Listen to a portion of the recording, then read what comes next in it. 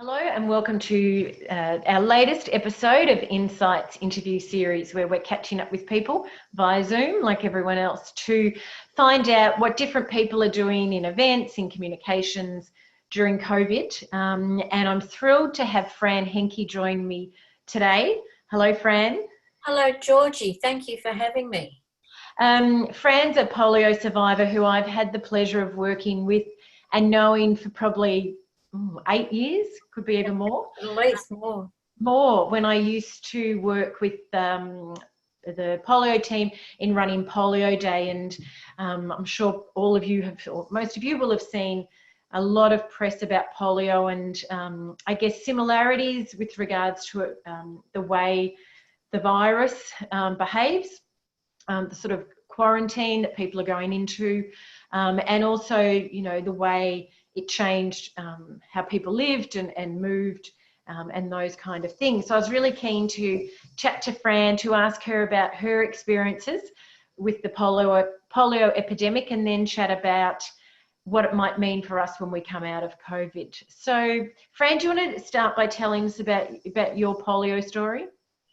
Well, I had my third birthday party, and according to Mum, I whacked a kid over the head with a croquet mallet. And retribution was swift. I came down with polio very quickly after that. The doctor, I told Mum I felt too fat to walk, and she got the doctor who said, "Oh, it's too much birthday." Then he realised it was polio. And we were in quarantine. I was very lucky. I didn't have to go to Fairfield Infectious Diseases Hospital. I have no memory of that time. But Mum's told me a little bit, and you need to remember this was 1946, just post-war.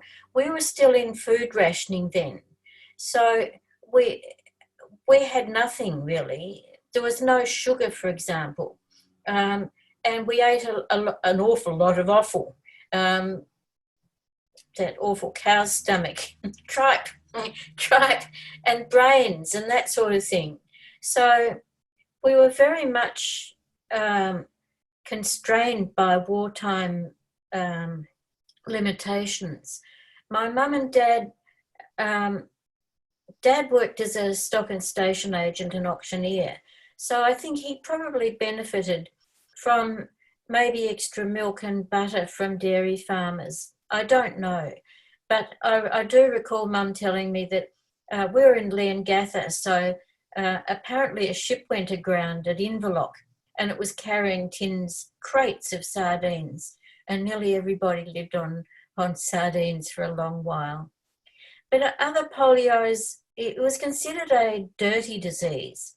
And one of my friends, her family were treated as if they were dirty and shunned in the street. And when she was taken to Fairfield Infectious Diseases Hospital, the Department of Health came in and totally fumigated her house, and they all felt very ashamed. Yeah, but yeah, I don't think that happened to us. No, it's certainly, when you hear the stories, and I've read the book Iron Wills on how people who contracted it were treated, how their families were treated, and hopefully we have learned a lot since then. So you were 3. How far, if you know, into the epidemic did you contract polio? Because I know a mutual friend of ours, Bev Watson, contracted it, I think, just days or weeks before the vaccine arrived in Australia. Whereabouts were you in the epidemic? Well, there seemed to be numerous sort of bursts of epidemic. In the United States, they felt it always came in summer. It was 1946. The vaccine came to Victoria in 1956. One of my friends got it in 1929. So the vaccine was a long way off for me, yeah. Yep. And then my sister came along with cerebral palsy, and so my mum had the two of us. You know, it would have been terribly hard for her. Yeah. And you, as you say, you're only 3, so there's a lot you probably don't remember of that time. But from chatting with your mum, did you get a sense of how people behaved? Did families, you know, did people go into lockdown like we're doing now? Oh, yes, they did.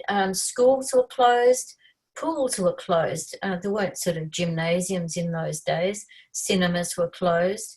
I don't think workplaces were closed, however. Um, it would have been very hard for them. And only recently, well, in recent years, my cousins told me that Mum and Dad put Jan and I in the car and they were going to drive over a cliff. You know, that was just so hard for them. But obviously they didn't do that, and they became the most amazing parents and so self-sacrificing. Yeah. But my mum was a pianist and she had a grand piano whenever, you know, if she sold the piano quite frequently when we needed something, but Dad always made sure she got it. And my contribution was to put his golf balls into the piano. So we had a rich and fun life, and Mum read to my sister and I endlessly, which developed my love of books and reading. Yeah, and I know certainly every polio survivor had a different story, and I know, having known you for so long and chatted to you over the years, that you do sound like you had such a rich and nourishing childhood, Yeah, I'm despite sure I did. despite contracting the disease.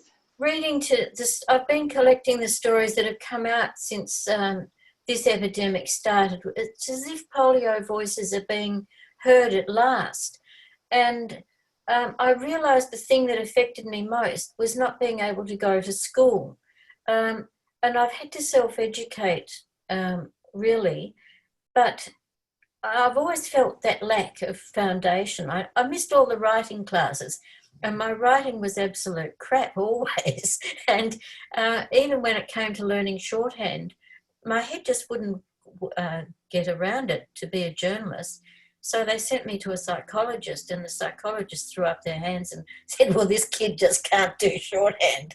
So that's been a bit of a lack. Yeah. So you contracted it in 1946, but the vaccine came in 1956. Yes. Can you, so you'd be 13 by the time that the Yeah. vaccine came in.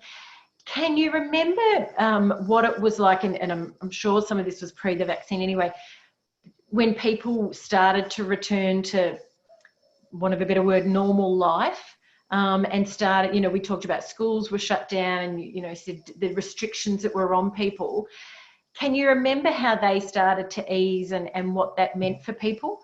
Well, you had to remember that this epidemic was characterised by wartime, and those restrictions were much more important, really, than the polio epidemic. Australia, as in every other country, was getting back to building houses again. Women assimilated into the normal workforce. They'd taken over a lot of jobs while the men were away. But those men were coming back to women who were quite different in attitude and desires and things that they wanted to do. So there was a lot of societal changing around. And today we're living in among generations, thanks to Dr. Spock, who were not told, no, you can't do this. So what's going to happen today is going to be really interesting. How long will those people not be told that they can't go out? There's going to be some kind of rebellion, really. I know I've been affected my whole life by being constrained. I was tied into a double Thomas and then into chairs at school when I finally got to go to school. I think I was 11 by the time I got to go to school. And I still have a fear of being tied down. And you recall organising events for polio survivors. Because so many of us were institutionalised, I always figured that we deserved somewhere really nice to hold our events. And as we've discussed many times in the past, it needs to have windows that open, because kids, if they were naughty in the hospitals, they were shut in a cupboard. The treatment was quite harsh. So I've always had a bit of claustrophobia. And yeah, we're affected in many ways. And just picking up on that, we've I know, and I've talked to a lot of people about this recently, actually, when we would look for a venue for Polio Day. That was such a key thing. I love natural light anyway, so I was always happy to find a venue with natural light. But it was always, I found it so interesting that something that had happened 50 years, 60 years, however long prior, still had that impact. And it still, impacted on how polio survivors and people who'd lived through that era, but particularly polio survivors, because you had, for many of you, been stuck at home or gone into a, infectious diseases hospital, that just such a simple thing like natural light really was such an important element.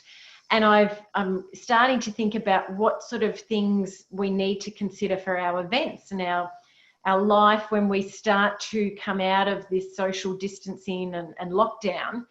And I imagine that will be one. People I don't think will want to go into a conference room with no windows and feel shut up when we've been, shut up in our houses all this time. That's very true. And I think the nature of events, I've been thinking about this from your point of view, will be quite different, because there'll be, and it may be an opportunity for fetching events, and that is to create events that will help people move into different ways of earning a living and where. Because I think things will need to be much simpler for quite a long while, because today's figures were that there were 10% unemployed, likely in June.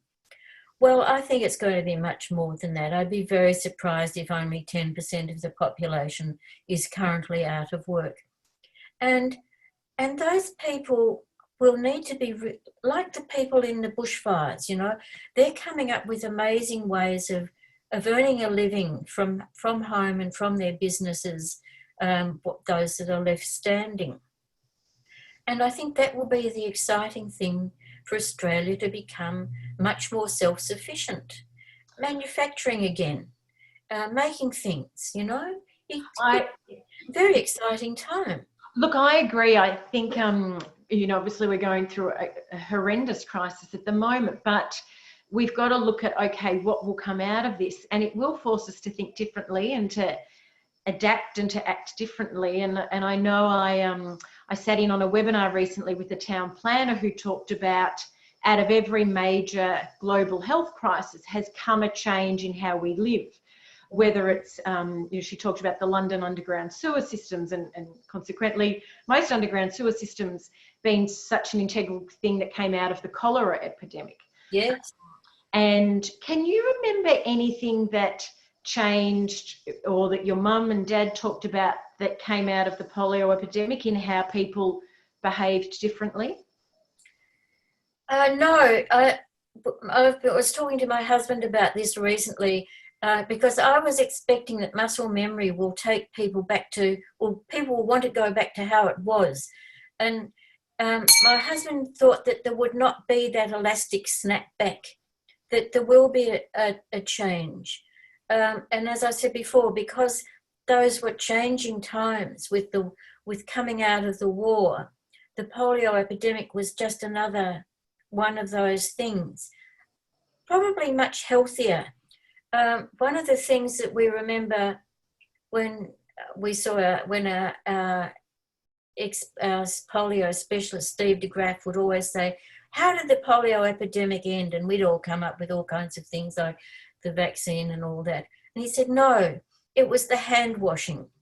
It was using soap and water, because Queen Elizabeth was coming out to Australia and the government was terrified that she would catch polio, as indeed the to-be opposition leader Kim Beazley and his family did. So maybe that element of hygiene will embed itself, and that in itself is a problem, because we can't afford to lose our natural immunity. And a lot of people, Mum reckoned that I got polio because I used to play in the drains that ran past our house, because it was on a stock route.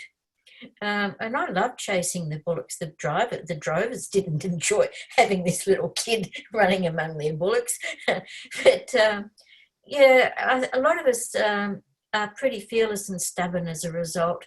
Polio survivors are really interesting people, AAA personalities, I call us. It's And, oh, and sorry. maybe the survivors of corona will become much more outgoing or maybe more self-sufficient. If you've survived at home for a couple of months, as many of us are doing now, we survived years. One of my friends was at Mount Eliza for 6 years, during which time her mother had 5 children she'd never met. So it creates a resilience, this being at home business. People are turning to gardening. As the author of many gardening books, I really love it that they're out there trying to grow food and flowers, and that the shelves of Bunnings are not just empty of toilet papers, but they're empty of vegetable seedlings. I know, I read that. I love that. Yes. It's so interesting you talk about that resilience, because I ran a webinar recently, and there was a fellow that in from Queensland, I think he was, and his mum is a polio survivor and experiencing post-polio. But he was talking about how resilient she was through this pandemic, and he hadn't even thought about the fact she'd already been through polio. And it was when I was starting to talk about Polio Day and things that we did for that, that he said, oh, I get it now. I think this is why she's actually been really resilient through this much more than he thought, because she's been through something like this before. And yet there's stuff, really dark stuff, because I was due to have hip surgery on April 6th. And I heard doctors were wanting to conserve materials and beds and equipment. So I rang Frankston Hospital and cancelled. I had about 5 minutes of the moral high ground before elective surgeries were cancelled anyhow. And I felt as if I'd been reborn. I think deep down I was terrified of going back into a hospital. I hadn't had surgery since 1956 when my appendix were taken out. I think I was really fearful of the anaesthetics, of rehabilitation, being told what to do again. So there's a lot of very deep stuff with us all, I'm pretty sure. And that's, I just want to pick up on that, because I believe everyone will come out of this with a very different lived experience of the pandemic. There'll be people who contracted COVID, had mild symptoms, recovered. There'll be others, hopefully, a small amount in Australia, but there'll be an amount that are affected by, losing a loved one through COVID, or who've lost friends overseas, or for anyone watching. Already, people who have been in hospital and watched people die, that's really affected some people. Yeah. And they've not seen it, No. whereas my generation had been through war and had lost family and friends. This is their war, really. They've seen people die. Yeah. And there'll be people who will lose their jobs or have lost their jobs. People who are really struggling from a mental health point of view of being stuck at home. And, we know the rise in domestic violence. And then you'll have people that their job wasn't impacted. They, didn't have any health concerns, and they actually enjoyed working at home. So there'll be lots of different lived experiences. And so one thing I'm conscious of is when we start to transition out of this period and look at events, that it's not going to necessarily be a celebration. It's obviously be a celebration when it's over or when we get a vaccine, but people will still be carrying trauma. Other people will maybe move on. We are conscious, and I'll give you an example, with all the events I'm running that have been postponed, and we're doing some kind of engagement in the meantime. But when we do return to the live event format, we are making sure there's natural light. Just considering things like a conference where there's a jug of water in the middle of the table, and there's a handle that everyone uses to pour their own water. Will everyone want to put their hand on a handle that's been touched by 10 people at that table? Because everything we've learned in this period is not to touch sort of communal surfaces. I'm running an awards night where people will naturally come up on stage, and usually you'd shake hands, but will people actually want to shake hands? No, I don't think they will, and it will take a while to either bow slightly or put your hand on your heart or bump elbows. But look, yesterday I escaped down to the jetty, which is my great place of escape, and I've never seen the sea so blue and the sky so blue. This time of there being no cars has really changed our environment a little bit for the better. Yeah. So blue. Can you remember, Fran, going back to when you did return to school when you were 11, can you remember what that was like to suddenly come back into, the school circular education system, having been at home for so many years? Look, because I'd never been to school and I so wanted to go there and be like other kids, I tried everything. I was a pain. I had a caliper and a limp, and I wanted to play tennis. I tried to play hockey. They put me in the goal in cricket pads. I wanted to play baseball. I learned to be the pitcher. I even wanted to play basketball at 4'8" 3/4", so they made me the umpire. Yeah, I wanted to be in everything. The drama, this choir, I had a horse. Look, I really haven't changed at all. I still want to do everything. And I think there will be people like that who'll come out of this and want to try everything. And, okay, I had a time of reflection. Many people are reflecting. And it'll be interesting to see whether they want to just go back to being a double entry accountant, as I heard someone say. No, I think it was Sir David Attenborough said, he had the best job in the world. He wouldn't want to be an accountant. There may be people who'll come out, like from a starting block and want to change their lives and pray, And one thing that always struck me with the polio community is that sense of camaraderie. Yes. And I know, we'd be running polio days and people would, there'd be comments to each other of, oh, where were you? What year did you get it? Or what wave did you get the epidemic in? So it's something that really stuck with people. Not everyone, because some people we know didn't like to talk about it. And they were told not to mention it again. Yeah. That it was because it was that dirty thing. A friend down the road was put in a shed by his parents. Do you know he still lives in a shed down the road? Wow. So an epidemic will have great effects on people's psyche and heart. I've probably forgotten the question now.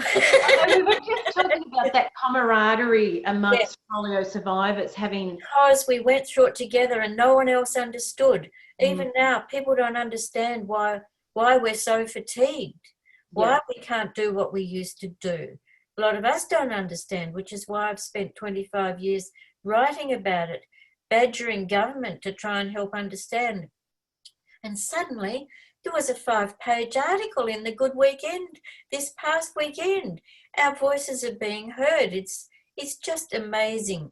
So we'll be able to sit back and watch what the voices of COVID-19 will be, Exactly. And isn't it terrible it takes a pandemic to spotlight, because we want to learn off the polio epidemic.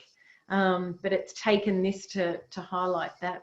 Well, look, our epidemic paralysed people and killed people, like COVID is killing people with respiratory problems. Hopefully it won't be the same. It'll be like the flu, like the Spanish flu maybe. It'll probably be the equivalent. Polio was a horrible disease, and I wouldn't want any child to go through that ever again. But there are 20 million people around the world with polio today, and they're going to have the late effects of polio. I don't know what the late effects of COVID-19 will be, whether there will be compromised respiratory systems, and because Australia's got a big population of people who are asthma with dependent on puffers. Will that can persist? Who knows? And look, that's what, heard some medical commentators talk about, that there is long-term effects for some people who've recovered from COVID around compromised lung function, but we're sort of not even hearing about that at the moment, because at the moment we're just talking about, ones who've recovered and then unfortunately those who've died. Yeah. Another thing I've always been fascinated with the polio community is that connection. And I remember you saying we need a Facebook page, and I said, who's going to follow the Facebook page and who's going to get on there? But it highlighted 80 Facebook pages around the world for polio. I know, it was so successful because people, this was people, some people are still have limited mobility because of it. So, connection through things like social media is what they need. So it will be interesting to see what sort of connection comes out of this and stays with us. I've just realised an important parallel. In the 1940s, Franklin Delano Roosevelt got polio and became president. In 2019, the Prime Minister of Great Britain nearly died from COVID-19. Now, those were figures who made a huge difference to their countries. So it'll be interesting to see how Boris will lead his country after this. It makes leaders of people at the top, really. And I guess it's been interesting, we've talked about sort of how many people have polio around the world, and obviously the vaccine and ending polio has been such a big thing that it's to now, I used to hear about Salks, Jonas Salks, who discovered or created, whatever word, the vaccine for polio. And I now understand that importance. And I can't, whoever discovers and can create that vaccine for COVID, I understand now that longing for that vaccine and what it must feel like. The same race is on now, but it's like the race between Sabin and Salk to come up with the vaccine, and the false starts that they had. And they nearly wiped out the rhesus monkey population in creating the vaccine for polio. Whereas now it's all done in the laboratory and no animals can be harmed. So that's one good thing. Yeah. And have you found that this, and we've talked about the polio has got quite a bit of press during this, thankfully, that there is a spotlight shone on people experiencing the late effects of polio or post-polio syndrome. Have you found yourself chatting with other polio survivors and not reminiscing, but I guess revisiting and reflecting on that epidemic? No, because we know about it. We remember that, and we're in isolation, Okay, I put out 2 newsletters which go around the world now, thanks to email. And really, I think we're a little bit smug. We've been there. So now our chance is to say to other people, this is what we've been trying to tell you for decades. Yeah. This is what we went through. Now do you understand what we've been through? And it's really weird, I suppose. And I just want to go back to your mum and dad and what it was like for them. And you talked about, and I don't know if you know, Fran, how long things like schools were closed or that kind of thing, what it was like for them, because I imagine when the restrictions were lifted, the sort of social restrictions were lifted, but they still had someone at home with polio. They had 2 crippled children at home. They weren't going out dancing. Yeah. As were any of our parents, It went on and on and on. And my mum, it left her permanently affected because my sister, she decided to send my sister to a school for crippled children. It was a huge decision because she'd fought to keep my sister alive for 11 years. Day 1, they put my sister over pillows to drain her nasal passage, walked out of the room and she suffocated. And my mother never got over that. And it wasn't until she was in her 60s or 70s and they were living at Bermagui on New South Wales South Coast. And someone asked Mum to teach her daughter piano. And Mum started helping kids from the local school. And it was the first time she'd been able to deal with children since then. So she felt guilty her whole life for losing my sister and for my life. And one day when we got to talk about it, I said, Mum, if I ever write an autobiography, I'll call it A Charmed Life. I've had the most amazing life in journalism and in London, with the photographing the ballet, all kinds of things, meeting amazing people. She had nothing to apologise for. She was so badly affected, and she should have been a concert pianist, you know. She specialised in Chopin. And my dad was a very good golfer. And I said to him once, would you have been a professional golfer? And he said, no, there wasn't the opportunity then. So he spent the rest of his life until 80 when he had a fall playing golf. He made up for it. Yeah. But I think it sounds like that thing of coming out of, you know, for you, the polio epidemic and make it, like you said, when you went to school, you wanted to do everything, making up almost for that lost time. Yes. And maybe there'll be a sense of that, but we're only talking about weeks or months for the COVID people. Yes. It was years and years for us. And then it came back. Can you believe it? Yeah. You know, I hope COVID effects don't come back on people. That would be too cruel.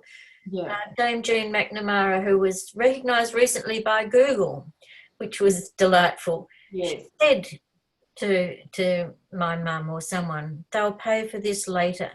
We didn't know what she meant then. No. Who would have thought? Can you remember, Fran, what it was, the sense in the community when the vaccine did come in 1956? No, I don't. I don't remember.